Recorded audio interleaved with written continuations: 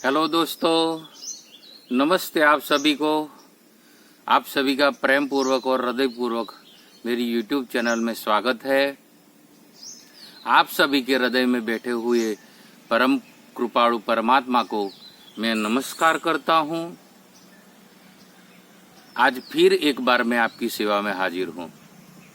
पहले तो मैं क्षमा प्रार्थी हूँ कि बहुत दिनों के बाद मैं वीडियो बना रहा था, लेकिन कोई कारणवशात बन नहीं पा रहा था।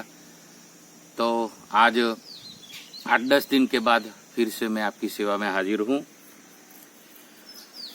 मैंने अक्सर मेरी ये YouTube चैनल की यात्रा में देखा है, मेरी ये स्पिरिचुअल यात्रा है और आध्यात्मिक यात्रा में मेरे जीवन की मैंने जो ये साधन अपनाया है YouTube के द्वारा आपके साथ संवाद करने का और आपके साथ स्वाध्याय करने का, आपके साथ सत्संग करने का, ये जो मुझे माध्यम मिला है इसका मैं सदुपयोग कर रहा हूँ।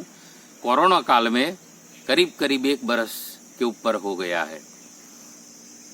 पहले मैं बता दूं, मेरा नाम विजय दास और मैं गुजरात भरूच जिले से रहने वाला हूँ। वहलम गांव है मेरा और मूलतः मेरा जो पुरखों का और बाप दादा का जो व्यवसाय है वो खेतीबाड़ी है और शायद इसीलिए खेती करते करते मुझे कुदरत के सामने और कुदरत के साथ बैठने का जो मौका मिला है, कुदरत के साथ रहने का, उसी वजह से नेचर को, अध्यात्म को और ऋषि मुनियों का जो मूलतः ज्ञान है सनातन धर्म का, वो मेरी समझ में उतर रहा है।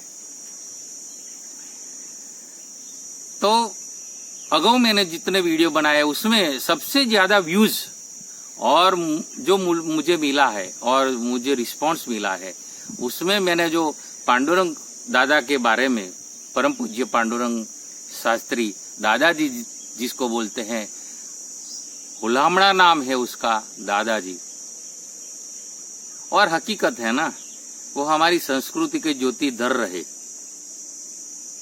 अभी देह में नहीं है, वो ब्रह्मलीन है, और फिर भी जो उसकी विचारधारा है वो हमारे सनातन धर्म के सभी पुरुषों को और हमारे धर्म प्रेमियों को प्रभावित कर रही है। उसमें से मैं भी बाकात नहीं हूं। इसलिए मैंने अगो 2 वीडियो में दादाजी का दर्शन दिया है। आज मुझे प्रेरणा हुई कि मैं एक और दर्शन करूं दादाजी के बारे में और दादाजी की विचारधारा पर, जो वस्तु हमारे सनातन धर्म में और हमारे जीवन के विकास के लिए, हमारे जीवन की सफलता के लिए जो दादाजी ने सूत्र दिए, जो हमारे जीवन में उपयोगी है और जो मुझे स्पर्श कर गए हैं, मेरी अनुभूति में खरे उतर रहे हैं, तो वो मैं आज एक सूत्र देने वाला हूं। क्योंकि सबसे ज्यादा ये मेरी जो ये स्पिरिचुअल जर्नी है उसमें व्यूज मिले हैं यूट्यूब की चैनल में, वो स्वाध्याय के मिले हैं, स्वाध्याय परिवार के मिले हैं। 1-2 स्वाध्यायी भाई बहन ने तो मुझे पर्सनल मेरे फोन नंबर में रखता हूं ना ये यूट्यूब पर, तो कांटेक्ट भी किया था। तो मुझे एक मोटिवेशन मिल रहा है और मुझे एक I am inspire for this comments, और मुझे एक गर्व भी हो रहा है कि देखो ऐसे ऐसे हमारे सनातन धर्म में महापुरुष होते आए हैं अनादिकाल से, अभी भी है पृथ्वी पर, और दादाजी जैसे ये महापुरुष हो गए जो हमारी संस्कृति की सेवा कर चले, और आज उसके पद चिन्ह पर, उसकी बताई हुई बातों पर हम यदि चले तो हमारा जीवन भी सार्थक और सफल हो सकता है। ये वस्तु बताते हुए ये महापुरुषों ने हमको इशारा किया है, बातें की है। तो आज मैं एक सूत्र बता रहा हूं, दादाजी का है। भक्त कौन? भक्त के बारे में बहुत सी व्याख्या मिलती है, लेकिन दादाजी ने मौलिक व्याख्या दी कि भक्त कौन? भक्त यानी जुड़ जाना, उसको भक्त बोलते हैं। किसी के साथ भक्ति करते हैं ना, तो जुड़ जाना उसको भक्ति कहते हैं। भक्त जीव शिव के साथ जुड़ जाता है तो वो जीव शिव का भक्त हो गया। कोई भी व्यक्ति जब परमात्मा की प्रार्थना करता है और प्रार्थना और भक्ति के द्वारा उसके साथ परमात्मा से जुड़ जाता है तो उसको भक्त कहते हैं।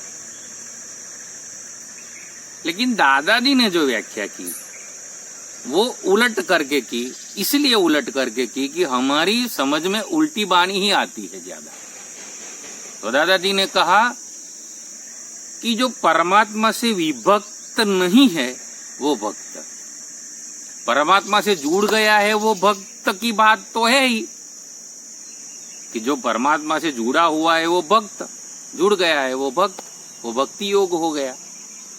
लेकिन दादाजी ने मौलिक व्याख्या दी कि जो परमात्मा से विभक्त नहीं है, विभक्त यानी जुदा, विभक्त यानी डिवाइडेड नहीं है, परमात्मा से जुदा नहीं है वो भक्त। कितनी प्यारी सी और मौलिक और हमारी समझ में जो उतर जाए तो हम भी वो भक्ति कर सके एकदम सहज, ऐसी बात दादा ने बताई है। क्योंकि दादाजी का तो मानना ही था ना, उन्होंने तो सूत्र दिया कि समाज परिवर्तन लाना है, समाज में क्रांति लानी है, समाज का उद्धार करना है तो पहले व्यक्ति का उद्धार करना पड़ेगा। समाज परिवर्तन होगा व्यक्ति के परिवर्तन के द्वारा ही होगा, क्योंकि व्यक्ति समाज का अंग है। जैसे तुम समाज का अंग हो, मैं समाज का अंग हूं, ऐसे सब समाज के अंग है। और वो समाज इकट्ठे होकर अलग अलग समाज होकर देश बनता है, और ऐसे अलग अलग देश बन के दुनिया बनती है। तो समाज का परिवर्तन लाना है तो शुरुआत हमसे होती है, स्व के अध्ययन से होती है, स्वाध्याय से होती है। ये दादा का मूल मंत्र और मूल फंडा था। तत्व ज्ञान का अर्थ यही है, हमको हमारे आत्म तत्व का ज्ञान हो जाए, और आत्म तत्व का ज्ञान हो जाए और हम हमारी आत्म चेतना में जागरूक हो जाए, हमारा जीवन हम परिवर्तन करें और हम सुधर जाए। तो चलो ना कि एक व्यक्ति समाज का जो बिगड़ा हुआ है उसमें से एक सुधर गया तो ये समाज की सेवा हो जाती है। बाद में संगत रंगत लागे उसी न्याय पर उस सुधरे हुए व्यक्ति की असर दूसरों पर होती है। जैसे दादा ने उनका जीवन सुधार लिया, तत्व ज्ञान पा लिया, तत्ववेत्ता पुरुष कहलाए गए और तत्व पा लिया, तो उसकी असर कई स्वाध्यायों को, लाखों करोड़ों स्वाध्यायों की हुई और एक आंदोलन खड़ा हुआ। क्यों हुआ? क्योंकि दादा ने अपना जीवन सुधार दिया। तो दादा का तो सूत्र ही था मूल में कि व्यक्ति परिवर्तन होगा, व्यक्ति सुधरेगा तो समाज सुधरेगा। यही बात मैंने एक वीडियो बनाया है, राम शर्मा आचार्य जी जो गायत्री परिवार के प्रणेता है, तपोनिष्ठ गायत्री उपासक, उनके बारे में मैंने वीडियो बनाया। वो ही बात ये राम शर्मा आचार्य भी जी बताते थे कि अपना सुधार ही संसार की सबसे बड़ी सेवा है, अपना सुधार। मैं क्यों बोलूं, मैं ये जो वीडियो अपलोड करूं क्यों करूं, उसमें मेरे अपना सुधार होने की एक संभावना बनी रहती है, इसलिए कि मैं तुम्हारे साथ ये स्वाध्याय की बातें करूं, सत्संग की बातें करूं, तो मेरी वाणी पवित्र होए, मेरा ब्रेन वॉश होए, और जो सुनता है उसके साथ मेरी आत्म चेतना जुड़ जाए, एक आत्मीयता जुड़ जाए, और उसी आत्मीयता से जुड़ने से एक स्वसुधारना होती है, उसी को स्वाध्याय कहते हैं। तो स्वसुधारना, आत्म सुधारना से समाज सुधरता है। सुधरा हुआ समाज कोई व्यक्ति को सुधार देगा वो बात नहीं है। समाज को सुधारना है तो वो पढ़ो जन्म में पहले ना पढ़ो, तुम तुम्हारा स्वाध्याय करो, तुम तुम्हारे आत्मज्ञान को पहचानो, तुम तुम्हारे आत्म तत्व में जागृत हो जाओ। उत्तिष्ठ जागृत प्राप्य वरा निबोधत, जो उपनिषद का सूत्र है, वो उत्तिष्ठ जागृत प्राप्य वरा निबोधत। जब तक तुझको तेरा ध्येय ना मिले तब तक तू लगा रहे, उठ जाग मुसाफिर बोर बई अब रैन कहाँ जो सोवत है। जैसे कबीर ने कहा, उठ जाग मुसाफिर भोर भई अब रैन कहाँ जो सोवत है। अब रात्रि कहाँ है, सुबह हो गई। जाग जा, उठ, और तू मुसाफिर है। तो जो दादा ने जो ये भक्ति का सूत्र दिया है मौलिक, वो मेरी समझ में उतरा है, मुझे बहुत ही प्यारा लगा ये बात।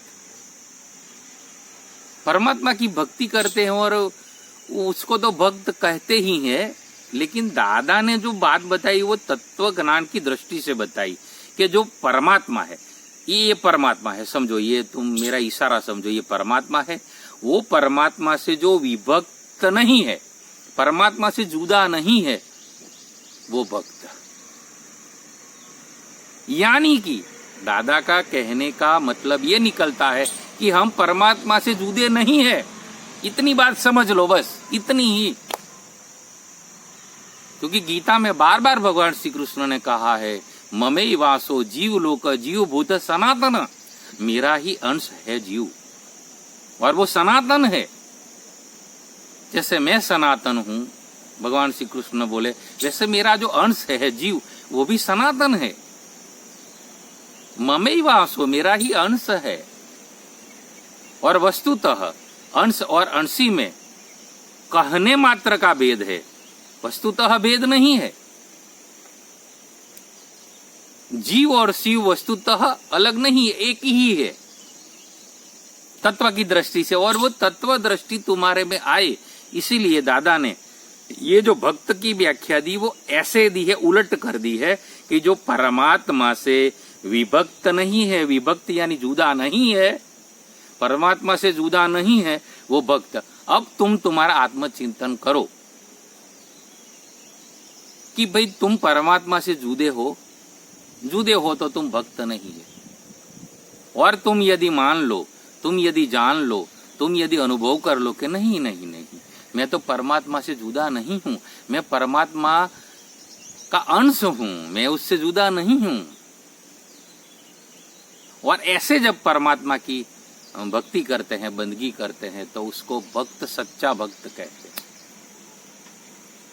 उसमें एक खुमारी आएगी, एक लायन एटीट्यूड आएगा, उसमें लायन एटीट्यूड, सिंह वाली एक एटीट्यूड आएगा, एक वलन हो जाएगा, उसका माइंड सेट सिंह वाला हो जाएगा कि मैं तो उसकी संतान हूं, परमात्मा का मैं अंश हूं, मैं क्यों मांगू, मैं भिखारी नहीं हूं। और ऐसा भक्त जो कहीं से किसी से भी ना मांगे, ऐसा भक्त परमात्मा का सच्चा भक्त होता है।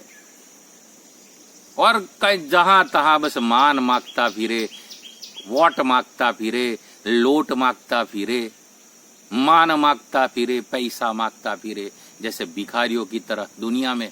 वैसे दुनिया देने वाली नहीं है, दुनिया तो माया जाल है, वो तो तुमको छोड़ेगी नहीं, वो बदला लेने के लिए ही सब तुम्हारे साथ जुड़े हुए हैं, जन्म जन्म से जुड़े हुए हैं। तो तुम्हारे कर्मों का बदला लेने के लिए सब कर्म संजोग इकट्ठे होते हैं सब। तो तुम मांगने निकलते हो, भिखारी हो जाते हो। मांगो ना, जागो, भागो ना, जागो, अपने आप में जागो। जो परमात्मा का मैं अंश हूं, ये जो मेरी जानना है, जो ये मेरी जागृति है, वो जागृति तुम लाओ। और मैं परमात्मा से विभक्त नहीं हूं, मैं परमात्मा से जुड़ा हुआ हूं, मैं विभक्त नहीं हूं। ये जो जानना है वही तत्व ज्ञान है सच्चा, ये दादा ने बताया है। तत्व ज्ञान का अर्थ वो नहीं है कि मैं परमात्मा हूं तो मैं सब कुछ कर सकता हूं, ये अर्थ नहीं है। तत्व ज्ञान का अर्थ है कि मैं वो परमात्मा जिसने आप पूरी सृष्टि बनाई, ये जो पूरा अनंत कोटि यूनिवर्स बनाया, उससे मैं विभक्त नहीं हूं, मैं जुदा नहीं हूं। और मैं जुदा नहीं हूं, ये जब हमारी अवधारणा हो जाती है, तब वो सच्चा भक्त कहलाता है। वो बंदगी जो बाद में जो बोलेगा वो उसका स्तोत्र हो जाएगा, वो जहां जहां फिरेगा वो उसकी परिक्रमा हो जाएगी। जब ये तत्व ज्ञान आता है, क्यों महापुरुष को हम हमारे घर में बुलाते हैं कि भाई तुम्हारे पावन पांव हमारे घर में रखो तो हमारी पवित्रता और घर पावन हो जाए। क्यों? क्योंकि ऐसे जो महापुरुष होते हैं जो ये पा लेते हैं ये तत्व को, तत्व ज्ञान को, कि मैं परमात्मा से जुदा नहीं हूं, तो ऐसे जो महापुरुष होते हैं वो जहां जहां जाते हैं वो तीर्थ हो जाता है, वो जहां ठहरते हैं वो तीर्थ हो जाता है। वो जानते हैं परमात्मा का मैं मंदिर हूं, ये जो मेरा शरीर है वो परमात्मा का मंदिर है, परमात्मा मेरे हृदय में बैठा हुआ है।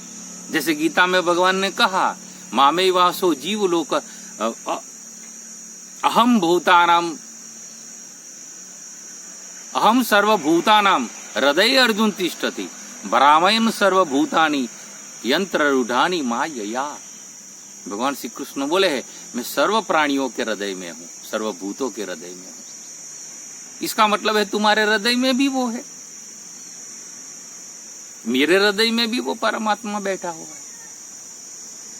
सवाल मात्र इतना है कि उसकी पहचान हो जाए, इतनी समझ आ जाए, इतनी सी समझ है, आसान है, बात एकदम आसान है। लेकिन हमारी सोच ने जन्म जन्म की इस माया जाड़ में जो भटके हैं और सोच में ऐसे से, तो इसमें उलझन में पड़ गया है जीव की इतनी बात जो है कि हृदय में ही पड़े हुए परमात्मा का अनुभव नहीं कर पाता है।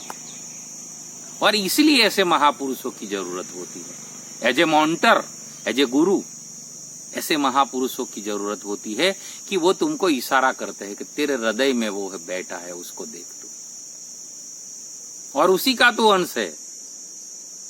तू भीख मत मांग इधर उधर। इसलिए दादा ने तो मना किया था ना कि कहीं पर भी वोट ना मांगो। ये लोकशाही है तो राजनेता क्या करते हैं, वोट मांगने नहीं करते हैं, वो एक जात की भीख तो है, मांगना वो भीख ही तो है। दादा ने मना किया था, नोट नहीं, पैसा, लोट नहीं, लोट यानी ये खाने पीने का, ये हमको ये दो ये दो, अरे दात दिया है तुमको, वो देने वाला दातार है, वो देता है, उसने तो दिया है सब, उसका आभार मानो, कृतज्ञ बनो, थैंक यू कहो उसको कि God thank you thank you thank you. हे कृष्ण, हे राम, हे सदाशिव, दातार तूने मुझे बहुत दिया है। हे यूनिवर्स, हे अनंत कोटि ब्रह्मांड के नायक, हे गॉड, तूने मुझे बहुत दिया है, thank you thank you thank you. उसको थैंक यू कहो, कृतज्ञ बनो, बस मांगना कहीं नहीं है। और जो तुमको जरूर है वो यूनिवर्स, वो कृष्ण, वो भगवान तुमको देता है, जरूर है वो। तुम्हारी जरूरियात पूरा करने की जवाबदारी भगवान ने ली है, इच्छा की पूर्ति की जवाबदारी नहीं ले, क्योंकि इच्छा हमारी जो है ना, डिजायर, इसका तो कोई अंत नहीं है। आज ये मिले, कल वो मिले, वो मिले, तो इच्छाओं का तो कोई अंत नहीं है। लेकिन जो जरूरियात है जीवन के लिए, necessity should be provided by the God, और भगवान ये हमारी नेसेसिटी पूरी करता ही है। उसके लिए तुम थैंक यू करो, मांगो ना, क्योंकि ये सूत्र दादा ने दिया है ना कि भक्त जो कौन है, भक्त जो परमात्मा से विभक्त है, जो ईश्वर से विभक्त है, जो परमात्मा से विभक्त नहीं है, जुदा नहीं है, वो भक्त है। परमात्मा से विभक्त नहीं है, वो भक्त है। देखो ये व्याख्या समझने में मुझे बहुत, एक बार तो मैं चकरा गया था। मैं तुमको आत्मनिवेदन करता हूं कि क्या बात है,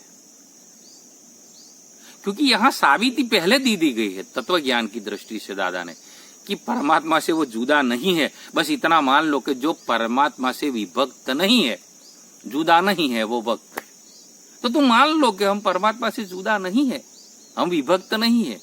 विभक्त यानी जुदा, भक्त यानी इकट्ठा, जुड़ा हुआ। भक्त यानी जुड़ा हुआ, विभक्त यानी डिफरेंस, जुदा पड़ गया है वो विभक्त।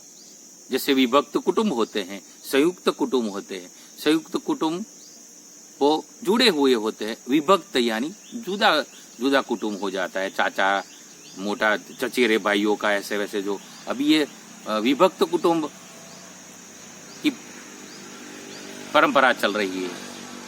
पहले काल में आज से 25, 30, 40 बरस पहले मैंने भी देखा है गाँवों में इधर उधर कि एक बाप के 3, 4 बेटे होते थे, तो वो इकट्ठे रहते थे। उसकी बहुएं भी संपर्क से रहती थी, एक ज रसोड़ी पर खाना पकता था, और उसके जो बच्चे हुए वो भी बड़े होते तक एक साथ रहते थे। और बाद में जब वो छूटे पड़ते थे ना, तो सम्मति से छूटे पड़ते थे, कोई झगड़ा झगड़ी से नहीं, और अपने आप ही बंटवारा करते थे, किसी को नहीं बुलाते थे। ऐसे एक संयुक्त कुटुंब की भावना चली आ रही थी। अभी 30-40 बरस पहले की बात है। अब तो ये संयुक्त कुटुंब की भावना ही नहीं रही है, सब कुटुंब विभक्त हो गए। इससे मुझे याद आई बात। लेकिन जो दादा ने कहा विभक्त नहीं है वो भक्त परमात्मा से, जो परमात्मा से विभक्त नहीं है वो भक्त। तुम अपने आप को मान लो कि मैं परमात्मा का अंश हूं और मैं परमात्मा से जुदा नहीं हूं। आई एम नॉट डिफरेंस, मैं नहीं हूं डिफरेंट, मैं परमात्मा का अंश हूं। और इसी भाव में वेदों में ऋषि ने अहम ब्रह्मास्मि कहा है कि मैं ब्रह्म हूं, मैं परब्रह्म परमात्मा का अंश हूं। परब्रह्म परमात्मा जिसने सृष्टि बनाई है उसका मैं अंश हूं। अहम ब्रह्मास्मि, मैं भी वो परब्रह्म परमात्मा का अंश हूं, मैं भी ब्रह्म हूं। मेरे में अनंत शक्ति है, जैसे परमात्मा में अनंत शक्ति है। राजा का जो बेटा होता है ना, युवराज, वो राजा का बेटा होता है, उसको राजा जैसी ही सत्ता मिलती है। अभी तो लोकशाही चलती है, राजाशाही है नहीं। लेकिन राजा के घर जो पुत्र का जन्म होता है ना, वो वारसदार में वो राजा बनेगा। इसलिए जब जन्मता है तो बाद में वो राजा का बेटा राजा जैसी ही लाल होता है प्रजा में, और उसका इतनी ही सत्ता चलती है, युवराज पद उसको मिलता है। तो हम भी राजा के अंश हैं, जिसने सृष्टि बनाई है। King of this universe is God, is Krishna, is Ram, is Shiv. तो उसके हम हंस है, उतनी ही पहचान लेनी है। उसी को आत्मज्ञान कहते हैं, उसी को आत्म तत्व का जागरण कहते हैं, आत्म तत्व की वो एक पहचान कहते हैं, अनुभव कहते हैं। और उसी के आधार पर दादा ने पूरा तत्व ज्ञान विद्यापीठ बनाया, तत्व ज्ञान की चर्चा दुनिया में बताई। लेकिन दादा ने जो जो सूत्र दिए ना, वो मौलिक सूत्र दिए। इसलिए मुझे ये भक्त की व्याख्या दादा की इसलिए मुझे पसंद ज्यादा आई, और मैं उसको चिंतन में लेते लेते मुझे ये बात लगी कि दादा ने तत्व ज्ञान को समझाने का ये तरीका बता दिया कि तुम भक्ति भले करो, परमात्मा की मूर्ति पूजा करनी है, भगवान को नमन करना है, मंदिर जाना है, सब कुछ करना है, दिया प्रगटाना है, सब दादा ने कोई मना नहीं की है। मूर्ति पूजा इज परफेक्ट साइंस बोले है दादा। मैं दादा को बारंबार याद करके क्यों बोल रहा हूं कि जो जो बात मुझे मिली है दादा से, तो मैं मेरा ऋण उतार दूं ऐसे ऋषि पुरुषों का। हम क्यों रखे ऐसा मन में, उनका है तो उनको समर्पित कर दे। ये उसको भावांजलि कहते, उसको पुष्पांजलि कहते। पुष्पांजलि किसको कहते? कोई महापुरुष यदि देह विलय हो और भ्रमलीन होवे तो उसको पुष्पांजलि देने का मतलब क्या है कि उसको भाव पुष्प रजू करने के, जो तूने हमको दिया है वो हम तुम्हें वापस दे दे। ये बात है, ये आत्ममस्ती है। कि क्या नहीं बताया तुमने, बहुत ही मौलिक बातें बता दी संस्कृति के लिए। तो कई बार मैं अकेला चिंतन भी करता हूं कि मौलिक बातें बहुत दादा ने बताई है। जब मुझे लगेगा कोई बातें ऐसा करने का, वीडियो बनाने का कोई अलग से, तो मैं बनाऊंगा। लेकिन आज दादा को एक और श्रद्धांजलि दे रहा हूं कि दादा ने ये जो सूत्र दिया है, और प्रेरणा मुझे इसलिए ज्यादा मिली कि सबसे ज्यादा व्यू मुझे YouTube पर, मेरी YouTube चैनल पर स्वाध्याय परिवार के मिले हैं। तो दादा ने ये सूत्र दिया है, जो परमात्मा से विभक्त नहीं है वो भक्त। इतनी सी व्याख्या। तो हम परमात्मा से जुड़े हुए हैं, तो हम कहीं इधर उधर भीख ना मांगे। हाँ, परमात्मा से भी मांगे ना, लेकिन मांगो तो उससे मांगो कि तूने हमको यहाँ भेजा है तो ये तकलीफ है प्रभु। वैसे तो दादा तो यही जो महापुरुष है वो तो परमात्मा से भी मांगने की मना करते हैं, लेकिन फिर भी तुम्हारा दुख है तो परमात्मा से रजू करो। दुनिया के सामने दुख इधर उधर मत करो, क्योंकि दुनिया दुखी है वैसे भी, वो तुम्हारे दुख में दुगुना कर देगी, 4 गुना कर देगी, तुमको ज्यादा दुखी करेगी। दूसरों के घर जाकर दूसरों के सामने दुख क्यों रोते रहते हो? Try and try but never cry. तुम ट्राई करते रहो लेकिन रड़ो मत। इंग्लिश प्रोवर्ब है ये। रो तो परमात्मा के सामने रो, कृष्ण के सामने, और जो गॉड है वो जो परमात्मा खुदा है उसकी बंदगी करते रो तो उसके लिए रो। मांगो तो उससे मांगो, वैसे तो मांगना ही नहीं है, क्योंकि परमात्मा से जो विभक्त है वही भक्त है, जो परमात्मा से जुदा नहीं है वही भक्त है। तो किससे तुम क्या मांगते हो? तुम तुम्हारे से ही तो मांग रहे हो, जो मांग रहे हो वो। फिर भी एक भाव है जीव का, तो उसी से, उसी परम शक्ति से तुम तुम्हारा दुख व्यक्त करो, दुनिया से नहीं। ये दादा ने बताई खुमारी दुनिया को, और ये मुझे पसंद आई, मेरी दिमाग में उतरी है, मेरी समझ में ये उतरी है बात, और उतर रही है। मैं मेरी बात करूं ना तो मांगना अच्छा ही नहीं लगता है दूसरों के पास। हम हमारा कर्म करते हैं, उसका फल तो वो भगवान देगा, ये यूनिवर्स देता ही है। हम जो कर्म करते हैं तो कर्म करो ना, जैसे गीता में कहा है कर्मण्येवाधिकारस्ते मा फलेषु कदाचन। अर्जुन को वही तो बोध दिया गीता में कि तू उठ, खड़ा हो जा, तेरा धर्म युद्ध है, वही तेरा कर्म है, वही तेरा धर्म है, वो तू बजा। ये अधर्म करने वाले, ये जो आतताई है, जो खराब लोग है, उसका मारना है। अन्याय करते हैं समाज को, उसको तुझे मारना है। तू क्षत्रिय है, तेरा धर्म है, तेरा कर्म कर। भड़की आशा मत रख कि युद्ध करने के बाद मैं जीत जाऊंगा तो राज्य मिलेगा कि नहीं। अरे मिलेगा नहीं मिलेगा छोड़ दे, अर्जुन को बोल दिया कृष्ण ने। तू युद्ध कर, धर्म युद्ध कर, और फल देने की जवाबदारी मेरी है, भगवान बोले हैं। तो तू फल की चिंता मत कर, तो कर्म करो, अपने कर्म पर विश्वास रखो तुम, और उसी का फल होता ही है, मिलता ही है। कर्म का फल होता ही है, उसके साथ जुड़ा हुआ होता है। कर्म की फल की चिंता मत करो, करो तो कर्म करने का, सत्कर्म करने की विचार करो। अभी मैं क्या कर रहा हूं देखो, ये मैं अभी ये वीडियो बना रहा हूं, अपलोड करूंगा, ये कर्म है, और उसका क्या फल मिलेगा मैं नहीं सोचता हूं। थोड़ा आ जाता है मगज में, जीव है तो, लेकिन नहीं, गीता का सूत्र सामने आ जाता है कि कर्मण्येवाधिकारस्ते मा फलेषु कदाचन। उसका क्या फल मिलेगा उसकी चिंता तू छोड़, लेट गो कर दो।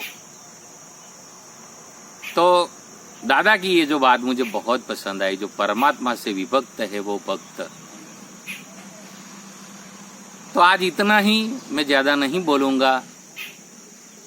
Thanks for watching me, love all of you, be happy, be alive, खुश रहो, खुशियां बांटो।